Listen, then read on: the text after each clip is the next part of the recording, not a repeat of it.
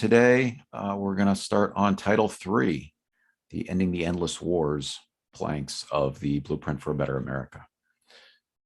And Section 301 is the findings. So once again, I'd like to just read those into the record and then talk a little bit more about them.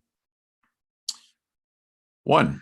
Americans have a constitutional duty to provide for the common defense, a large concern to the framers who had recently fought a protracted war of independence from one of the most powerful nations in Europe. After the Constitution was proposed to the states, Delaware promptly ratified it because as a small state with a large coastline, it was particularly vulnerable.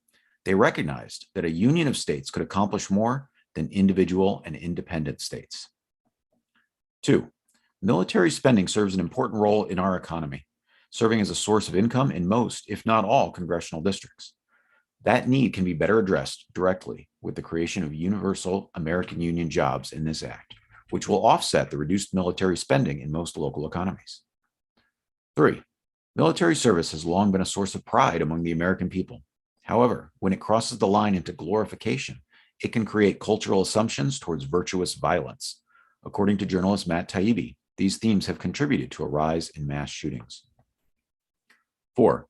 As America's global footprint has grown, the moral high ground that we held after World War II has been lost. Decades of detention in Guantanamo Bay military prison have tarnished our reputation for justice. The use of economic sanctions against civilian populations has caused countless deaths around the globe. American-made bombs are used against the people of Yemen, such as the one in August 2018 that blew up a school bus and killed dozens of preteen boys. 5. The servicemen and women who return home from our hundreds of foreign bases around the planet are sometimes traumatized by the experience of playing at being the world's policeman. In the 2 decades since 9/11, more than 30,000 former service members have taken their own lives. 6. The Earth is also harmed by these exploits, which require prodigious amounts of fossil fuels. The emissions of the United States military make it the largest single producer of greenhouse gases on the planet, even exceeding the entire national output of industrialized nations like Sweden and Denmark. Industrial chemicals scar the land at and around former military bases. 7. These problems may not have been the exact ones the framers were concerned with in 1787, but they did have a general aversion to standing armies. They tried to limit them in the Constitution by prohibiting Congress from appropriating money for the Army for more than 2 years at a time. In the centuries since, however, and especially in the last 80 years, military spending has grown to such an extent that it exceeds our constitutional mandate. The purpose of this title is to provide for the common defense in a manner closer to the framers' intention.